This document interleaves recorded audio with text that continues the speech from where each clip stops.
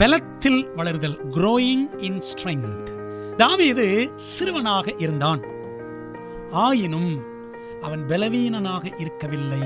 1 Samuel 17:17-18 வசனங்களை பார்த்தீங்கன்னு சொன்னா, தாவீது நல்ல ஓட்ட வீரன், நன்றாக சுமை சுமக்கிறவன் என்பது நமக்கு தெரிகிறது. தாவீது துணிச்சலுடன் செயல்படுகிறவன், அதே சமயம் துரிதமாகவும் அவன் செயல்பட்டான்.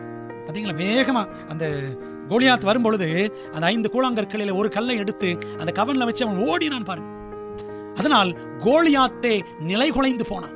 அவன் பொட்டில நெற்றியில போய் அந்த கல் அடித்து பதிந்தது.